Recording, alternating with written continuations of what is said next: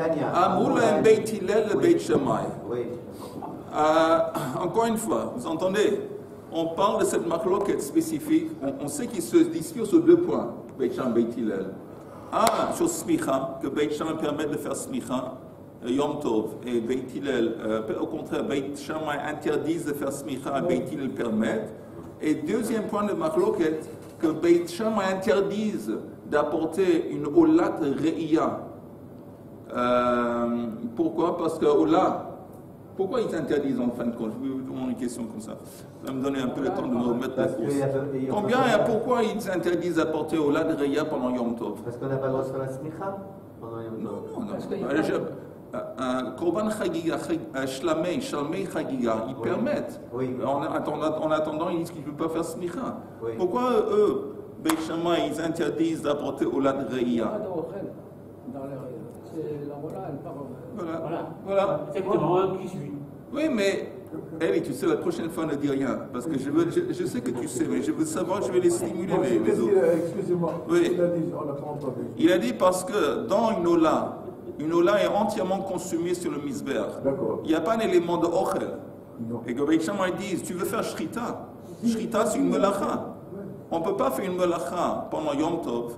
Elle a seulement pour ochel nefesh. Maintenant, il y a des olot qui sont offerts pendant Yom Tov. Lesquels? Les olot qui sont korban sibour. Les offrandes qui sont apportées pour le sibour. Par exemple, korban atamid, korban moussaf. Ça, c'est ola. Mais alors là, Beit Shammai est d'accord parce que c'est un korban sibour chez Zmano Kavua, dont le temps est fixé. Mais quand on parle de Shalmei Chagiga, où on parle de Olad Re'iyah, c'est deux korbanot qu'on est censé apporter pendant la fête, il faut d'abord pour Beit Shammai, il faut qu'il va y avoir un élément de Ochel Nefesh. Donc Olad Re'iyah, non. Ok? Il est entièrement consumé celui-là, oui. Tanya, אמרו להם בית הלל לבית שמאי, ומה במקום שאסור להדיוט, מותר לגבוה, si on a un jour dans lequel c'est interdit, Shabbat, c'est interdit les hédiot, hédiot c'est un homme, c'est interdit le Shabbat pour qu'un homme il n'a pas le droit de se préparer de la nourriture. Et néanmoins, moutar la gavoa, on a le droit pendant Shabbat d'apporter des offrandes. On avait dit korban moussaf, korban tamid. Az makom chez moutar les hédiot, un jour dans lequel c'est permis au hédiot à l'homme de se préparer des choses. Az einodin chez moutar la gavoa. À plus forte raison, ça doit être permis d'offrir des offrandes à gavoa. Et dans ce Beit Hillel qui apporte un argument pour justifier qu'on peut apporter Olat Re'iyah pendant Yom Tov. Je répète, si pendant le Shabbat, où un homme n'a pas le droit de faire des melachot, assur les hédiot, et néanmoins on peut offrir des offrandes. Alors Yom Tov, oui on a le droit de faire des melachot pour préparer la nourriture, à plus forte raison on devrait pouvoir, la gavoa, offrir des offrandes, y compris Olad Re'iyah. Quel genre d'offrande on peut on parle de Olad Re'iyah. Tamid. Tamid. On avait dit Tamid et Moussaf. Korban Tamid. Les seuls korbanons qu'on peut apporter Shabbat, les seuls, c'est Korban Tamid 2 fois par jour. Ça, c'est pas le hédiot qui amène ça. Tu as absolument raison. Et bien alors ça va pas avec ce que tu as dit? Alors je répète, encore une fois. Ou alors je n'ai pas compris. Chas v'shalom. Non, ça arrive, des fois je comprends. Des fois tu parles bien, mais moi je comprends pas. Voilà. Un démodé. Il n'y a pas de ochel nefesh dans l'Olat Tamid. Et je répète encore une fois, dans les mots, on va voir ça dans les mots. Tanya, Amrou lahem Beit Hillel Beit Shammai, Uma b'makom she'asur lehediot, mutar legavoa. Il y a un jour, Shabbat, où c'est asur lehediot, où on ne peut pas cuisiner pour l'homme. Il ne peut pas se cuisiner pour lui. Shabbat. Et néanmoins, mutar la gavoa. On peut offrir des offrandes à la Kadosh Baruch Hu. Quel genre d'offrande? Korban Tamid, Korban Moussaf. Et donc, quand on a un jour chez Moutar les Hédiot, le Yom Tov, Yom Tov, où c'est permis de faire des préparations, des melachot pour la nourriture. À plus forte raison, Einodin chez Moutar la Gavoa, à plus forte raison, ça doit être permis d'offrir des offrandes à Gavoa. Et on parle de quoi? On parle de Olad Re'iyah. À plus forte raison, ça doit être permis d'offrir Olad Re'iyah. Oui, mais Moussaf et Tamid sont des Ola, c'est-à-dire que c'est brûlé complètement. Donc c'est pas pour le Ochel Nefesh. Donc le monsieur, le Shabbat, lui, c'est pour manger. Donc l'objectif n'est pas le même. Encore une fois, dans les mots. Tu entends, un Kal Vachomer est basé sur l'idée que tu établis que ça c'est faible et ça c'est sévère. Et je t'apporte un cas où le truc qui est faible, néanmoins ça passe. Si même le truc qui est faible ça passe, puis fort raison le truc qui est plus costaud. Ça c'est la structure.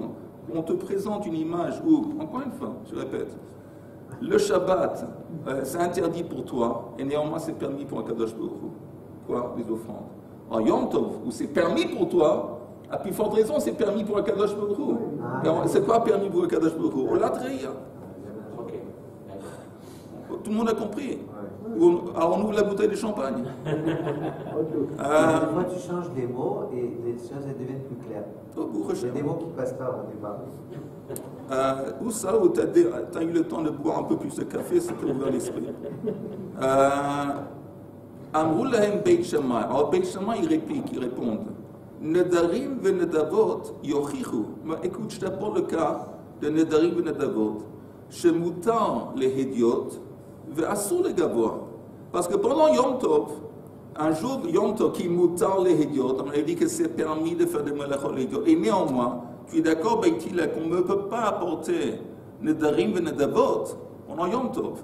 C'est pas important si c'est shlamim, c'est pas important si c'est choses. Pourquoi? Parce que c'est des offrandes qui ne sont pas liées au chag. Tu vas apporter un neder, pas de problème. Apporte-le avant le chag, apporte-le après le chag, apporte-le pendant Chol HaMoed. En parenthèse, je répète que souvent l'habitude était que des nedarim et nedavot, des offrandes vis-à-vis duquel les gens se sont engagés d'apporter, ils attendaient le règle pour les offrir. Pourquoi? Parce qu'avant, pour arriver à Yerushalayim, c'était tout un cinéma. Alors, maintenant, de toute façon que je dois me présenter à Yerushalayim, je profite de cette opportunité de me rendre quitte et d'apporter les autres offrandes, les nedarim et nedavot. Ok, alors comment il faisait ça? Chol HaMoed. Mais de toute façon, apparemment, Beit Hillel, c'est d'accord, mais tu vois bien, je t'apporte, il y a un cas de Yom Tov, où c'est mutar les idiotes, et néanmoins, on ne peut pas offrir les nedarim et nedavot. Et donc, ça, tu vois bien que ce n'est pas évident, ton Kal Vachomer. Alors, comment Beit Hillel vont répondre? Amrou lahem Beit Hillel, ma le nedarim ve nedavot, she'en kavu alahem zman. Mais écoute, comment tu compares? Nedarim et nedavot, ils ne sont pas liés à un temps fixe. Tu les apportes quand tu veux. Tomar be'olat re'iyah, she'kavu alazman. Une olat re'iyah, c'est une obligation qui est liée au temps. Tu dois, pendant Yom Tov, pendant la fête, apporter olat re'iyah. Bon, comment tu compares? Je suis d'accord avec toi que nedarim et nedavot, on ne peut pas offrir pendant Yom Tov, parce que le kavu al-ozman, il n'y a pas de raison pendant Yom Tov de l'offrir. Tu peux l'offrir avant, tu peux l'offrir après. Alors, olat re'iyah, qui est une obligation qui est liée aux règles, comment tu compares? C'est autre chose. Amrou lahem Beit Shammai, af zu ein kavu al-azman. Il dit non, même olat re'iyah, ce n'est pas exactement une obligation qui est fixe, qui est liée au temps. De quel point de vue? D'Etznan, c'est écrit dans la Mishnah. Mi shelo chag beyom tov rishon shel chag, chogeg veholech kol haregel kulo, veyom tov acharon shel chag. En parlant de Sukkot, par exemple, ça peut être aussi Pesach. Quelqu'un qui n'a pas eu le temps d'apporter un korban chagiga, encore une fois, c'est une offrande qu'on est obligé d'apporter. Et s'il n'a pas fait ça au début du chag, il a le temps de l'offrir plus tard. Pendant Chol HaMoed, les derniers jours de Chol HaMoed, même le dernier Yom Tov. Donc, Beit Shammai ne disait pas non plus ton histoire de Olat Re'iyah. Ce n'est pas exactement un truc qui est fixe, qui est une obligation de l'apporter pendant Yom Tov. Amrou lahem Beit Hillel, avec Beit Hillel réplique, Afzu kavu alazman. Il dit non. Parce que je te dis qu'Olat Re'iyah, oui, c'est fixé à un temps spécifique, d'Etznan, comme c'est enseigné dans la Mishnah suivante. Avar ha-regel, velo chag, Eino chayav b'chayuto, que si le type, pendant la fête, pendant les Yom Tov et Chol HaMoed, il n'a pas eu le temps d'offrir son offrande, ben c'est foutu, il a loupé son coche. Et no chayav b'achayuto, c'est-à-dire qu'il cède. Donc il est dit, c'est vrai que dans le contexte du Chag, il est libre d'offrir ça au début, à la fin. Mais néanmoins, au Ladreya, c'est lié au temps, c'est une obligation qui est liée au temps, parce qu'une fois que la fête est terminée, c'est fini. Amulaim Beit Shammai, Ve'alokvar ne'emar lachem. Il dit, écoute, je t'apporte le verset qui dit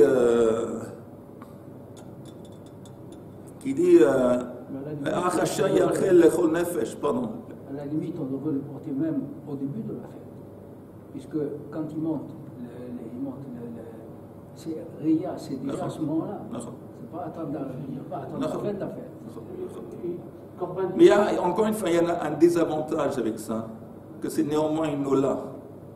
Et tu sais que tu peux très bien l'offrir à ce Korban Ola de Réa, pendant les autres jours de Chol HaMoed. Et donc, ça c'est... Une différence entre... Alors dis-nous le passage. La différence entre Ola et Réa, bon, Korban Réa et Korban Chagiga, il y a une différence. Oui, il y a une différence. Korban Chagiga, c'est un shlamim. Un shlamim, Richard, écoute bien, un shlamim, c'est une offrande. Donc, pourquoi ça s'appelle shlamim? C'est même du mot shalom. Ça entraîne la paix. Pourquoi? Chaque partie reçoit quelque chose. Il y a une partie de l'anima qui est mise sur le misbéach. Il y a une partie de l'anima qui est donnée au Kohanim. Et une partie qui est mangée par les Baalim, par les propriétaires. De ça vient shlamim, entre autres. Shlamim. Il faut porter deux korbanos. Ah, oui. Pendant la fête, il y a 2 korbanot qu'on est censé d'apporter. Un, ça s'appelle un shlamim qui s'appelle chagiga. D'où est-ce que ça vient? C'est écrit Vachagotem Chag l'Hashem. Vous allez fêter la fête pour Hachem. Et ça veut dire quoi fêter la fête? Alors les sages, ils ont compris fêter la fête, c'est apporter un korban qui s'appelle chagiga. On mange cette viande, et on avait dit avant aussi, Samach de Bechagecha, on fait la mitzvah de Samach de Bechagecha, à travers ça qu'on mange la viande de l'offrande.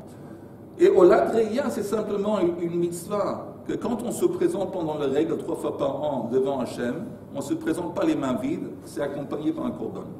Donc c'est deux offrandes. Que les 3 fêtes soient liées.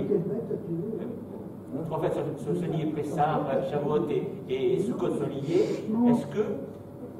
Pardon? Alors,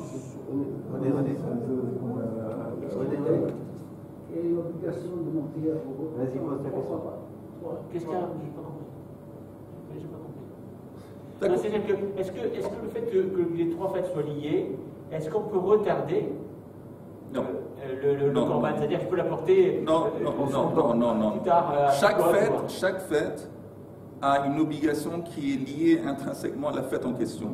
Et si tu n'as pas apporté, ou que ce soit au Ladreya ou Shlamim de Chagiga pendant cette fête, tu as loupé le coach, tu as loupé la mitzvah.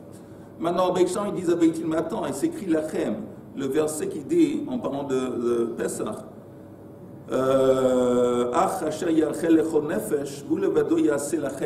c'est la fameuse autorisation de Or Nefesh pendant Yom Tov.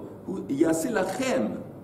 Beit Shammai dit, mais attends, et c'est écrit que les actes, les melachot, on a le droit de faire la préparation de nourriture, c'est à condition que c'est pour nous.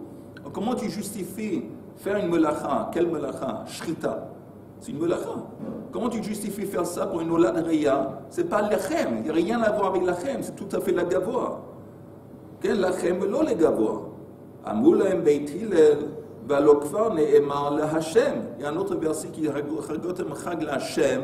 C'est quoi la Hashem? Selon Beit Hillel, ça comprendrait n'importe quelle offrande qui consacrait la Kadosh Baruch Hu, y compris olad reya. Kol de la Hashem. Alors pour Beit Hillel, Imken, Matalmud Lomar Lachem. Alors comment Beit Hillel, eux, vont comprendre le terme Lachem? Lachem velo lekutim. Lachem velo leklavim. Ça veut dire que pendant Yom Tov, quand c'est écrit Lachem, cette autorisation de préparer la nourriture pour Yom Tov, c'est uniquement si la nourriture en question elle est destinée à un juif. Mais on n'a pas le droit, lachem, velo l'écoutim. On n'a pas le droit de cuisiner Yom Tov pour un goy. On n'a pas le droit Yom Tov non plus de cuisiner pour les animaux. Ok? C'est comme ça que Beit-Il comprennent le mot lachem. Où il va doyasser lachem. Ok? Donc ça, c'était cette marloquette. Maintenant, on va voir la même marloquette dans une version un peu différente. Ça va ou il y a des questions? C'est clair? C'est clair, mais comment que ça se fera? Shammai, avec toutes ces difficultés, des questions, tout ça, comment les diotimes, comment ils vont savoir, ils vont se retrouver dans le... Franchement. Arrête de pleurnicher. Non, mais pas moi. Mais arrête de pleurnicher. Pense aux autres, là, comment ils vont s'en sortir? Comment ils vont s'en sortir? Dites-moi, franchement. Je vais te dire, franchement, je vais t'expliquer. Ouais. Que la prière, ça s'appelle Avoda Shebalev. Quand on prie, c'est une Avoda qui concerne les sentiments, le cœur. D'accord? Avoda Shebalev. Mais le limoud, c'est Avoda Shebarosh. Quand nous, on prend notre cervelle, et avec notre cervelle, on essaie de se joindre avec la cervelle, ce qui virole d'Akadosh Baruch Hu. C'est une avoda qui implique ou qui entraîne notre roche. Et si c'est tout ça, c'était facile, il n'y avait pas des marlocotes, la cervelle ne va pas... Arrête de pleurnicher! Arrête de pleurnicher le matin. Moi, je ne pleure pas ça, moi. Je pensais aux autres, les pauvres, comment ils vont sortir là, Allah. Ok, on continue. Il demande à leur rabbin orthodoxe. Abba Shaul, Omra Beleshon Acheret. Il apporte cette marloquette Beit-Il d'une façon différente. On va voir. Uma b'makom shekirat rastuma, kirat rabcha ptucha. Dans le cas où ta fournaise, ton four, on dit four ou fournaise? Le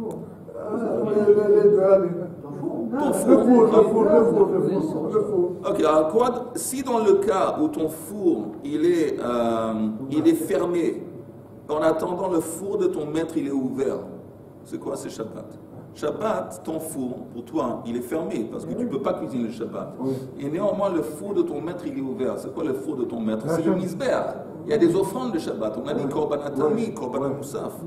Azbemakom, Shekirat Raptura. Mais dans un jour dans lequel ton four, il est ouvert. Az Einodin, Shekirat Raptura. Puis, fort raison, le four de ton maître va être ouvert. C'est la même chose en fait. Pardon? C'est la même chose que ce qu'elles avaient dit. La même chose. C'est une autre version. Vechen bedin, et puis en plus c'est logique de dire comme ça, shelo yeh shulchan chamale ve shulchan rabcha reikan. On ne veut pas une situation où ta table elle est pleine, parce que tu as le droit de cuisiner pour toi n'importe quoi, et la table de ton maître il est vide. Vide, c'est pas dans le sens littéral parce qu'il y a des offrandes. Mais on devrait pouvoir aussi, même selon Beit-Il, offrir une olat re'ia pendant Yom Tov. Alors, vous voyez dans cette version de la marloquette, il n'y a pas la réplique de Beit Shammai qui dit à quoi avec Nedarim et Nedavot. L'autre version, on avait vu, ici ça n'apparaît pas. Alors la Gemara dit B'maïk miflegi. Pourquoi dans la version de Beit-Il qui a été rapportée par, comment il s'appelle, Abba Shaul, on ne parle pas de Nedarim et Nedavot qui sont interdits, et tout le monde est d'accord, et dans la première version ça apparaît. La réponse est Mar Savar, Nedarim et Nedavot krevim beyom tov. Il y a un qui dit que Nedarim et Nedavot, oui, ont le droit d'être offerts pendant Yom Tov. C'est qui? C'est Abba Shaul. Mais Mar Savar, le Tanakama, un krevim beyom tov. Ok, on continue. Oui, mais c'est peut-être pas c'est sûrement pas le jour de le faire, puisqu'avec tous les corbanotes que les gens ils amènent, ça c'est pas des corbanotes qui sont obligés, qui sont khayavim, ils peuvent attendre. C'est pas. Alors on profite de l'occasion pour monter à Jérusalem, on profite de la même chose de porter ces corbanotes. Mais ça encombre les misbéars pour rien. C'est intéressant ce que tu dis. Peut-être en fin de compte, comme tu dis, il y avait tellement d'obligations que peut-être en fin de compte, il y a, comment on dit, Seder Adifuyot. Comment on dit en français Seder Adifuyot? Préférence. Un ordre de préférence. Alors, tu sais quoi? Je veux bien, mais attends, parce qu'il y a d'autres corbanotes qui sont lisses spécifiquement à la fête. Tu as, je sais pas. On continue.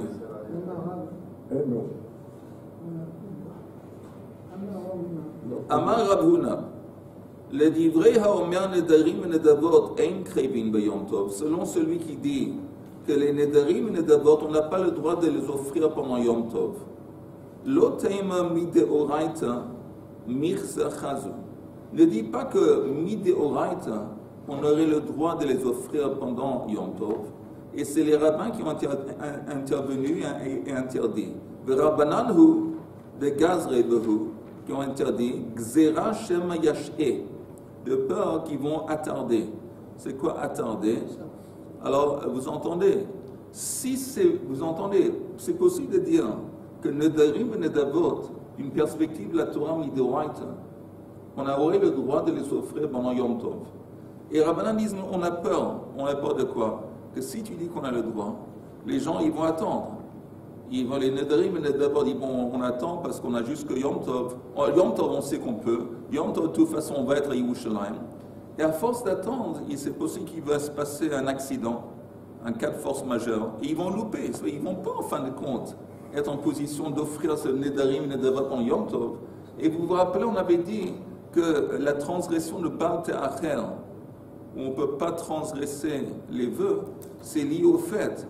Et nedarim et nedavot, c'est des engagements, c'est aussi un neder. Alors, ils ont eu peur, que si tu dis qu'ils ont le droit pendant Yom Tov, ils vont attendre jusqu'à Yom Tov.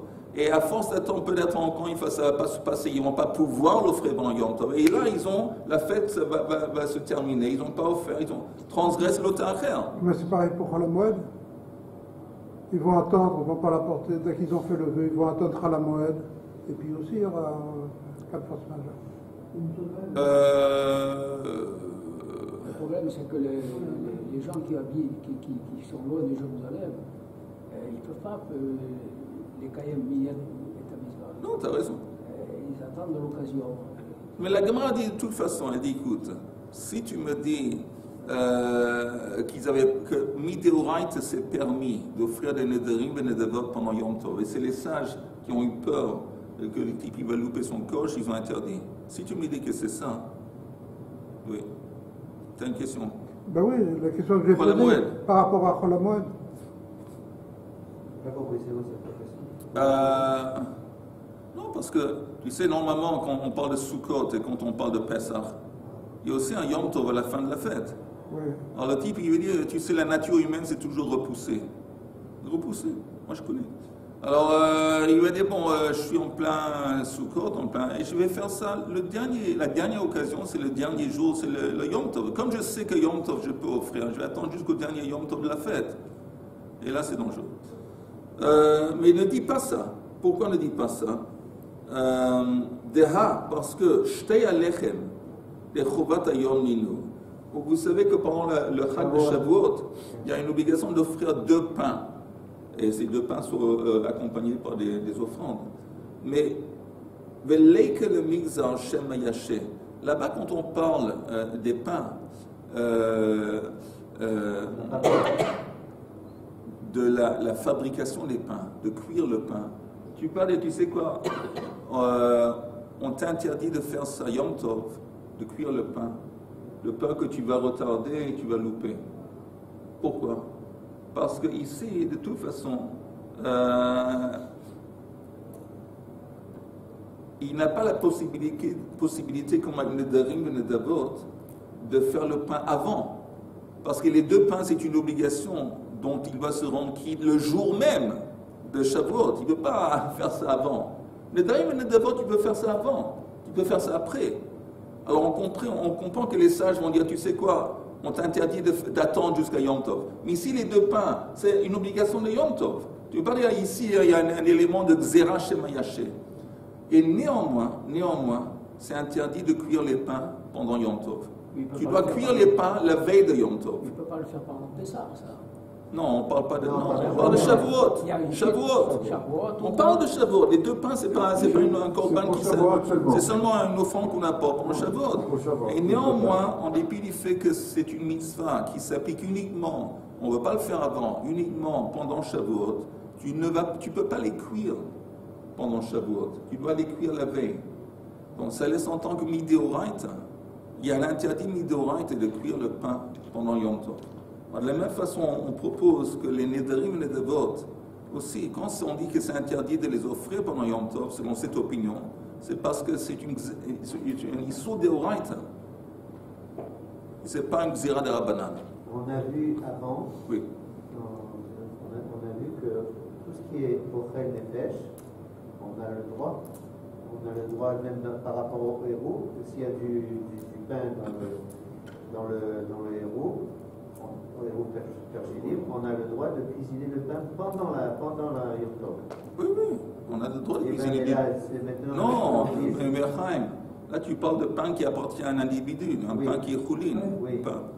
Ici on parle de la mitzvah de cette offrande des 2 pains qui sont offerts pendant Shavuot. Oui, alors on n'a pas le droit de les cuire, justement, on n'a pas le droit de les cuire pendant Yom Tov.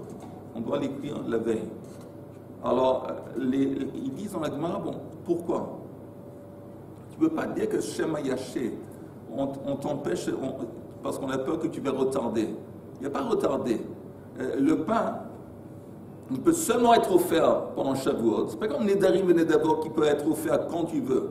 Le pain, il peut seulement être offert pendant Shavuot. Et forcément, et voilà. Il n'y a pas Shema Yaché. Tu ne peux pas avoir peur que le type il va retarder. Il n'est pas retardé. Il ne peut pas faire autrement.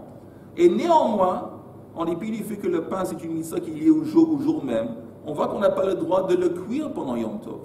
Parce que c'est pas le sourire des pêches. Parce que, voilà, apparemment, parce que, comme tu dis, parce que c'est pas lié au Nefesh, mais on ne peut pas.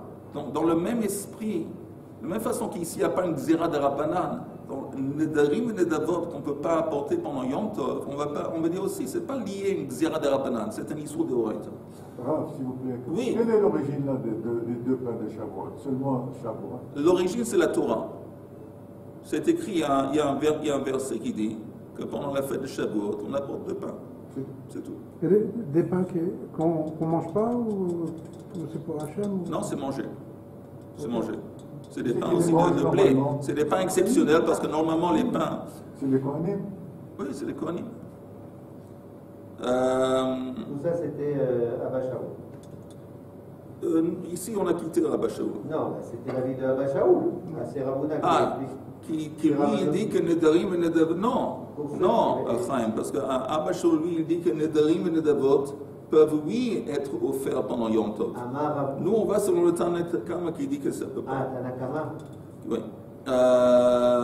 Encore une fois, Daha shte alechem de chovat hayom inu veleika le migzar shemeyashe veinu doche lo et ha-shabbat velo et Yom Tov. Ok, encore un petit peu. On a demandé les questions suivantes.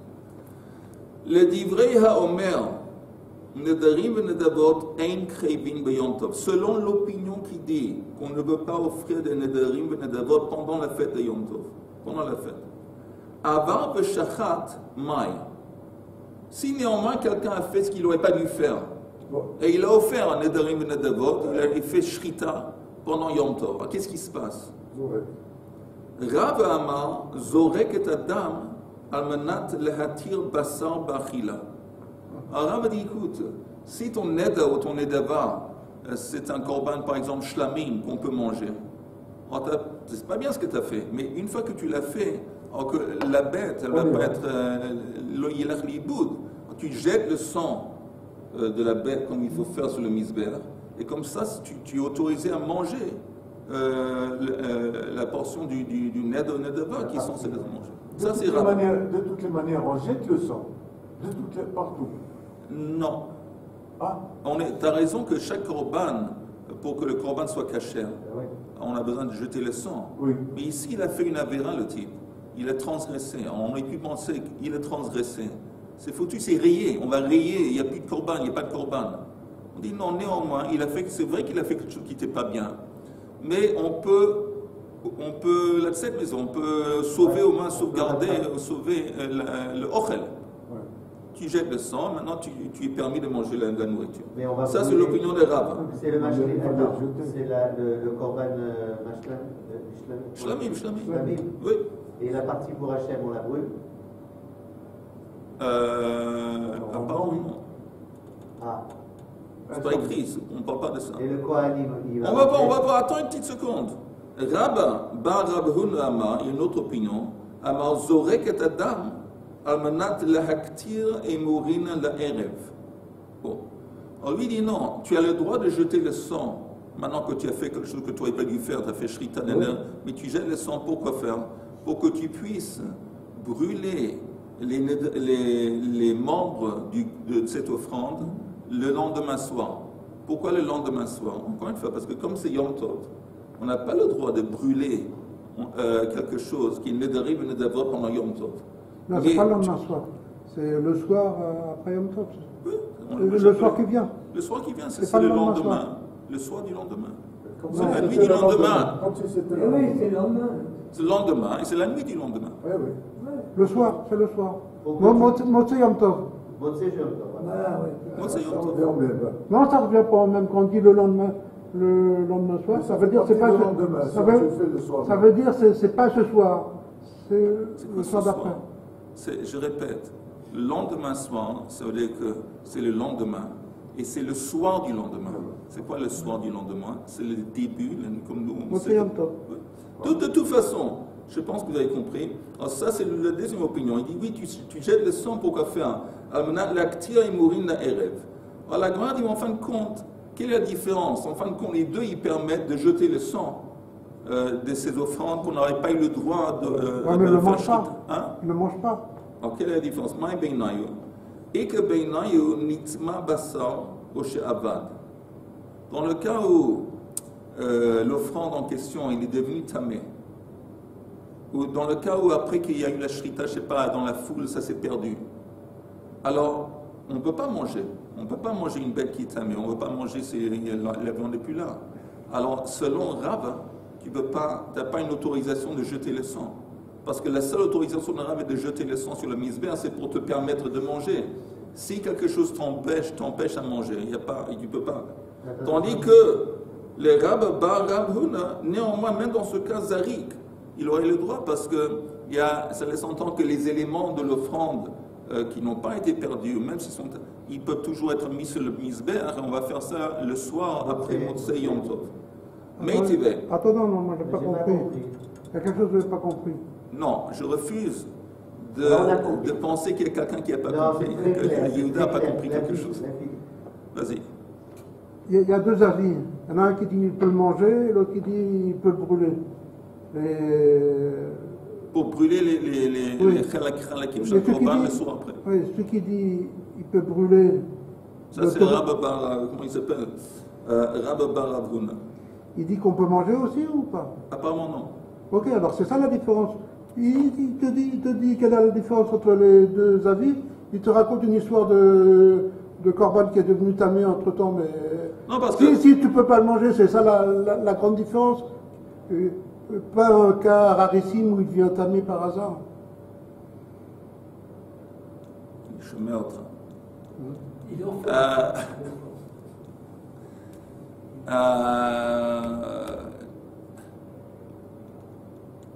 Disons, pour répondre à ta question, disons que Rabba Bar Rav Huna serait d'accord aussi qu'on peut manger.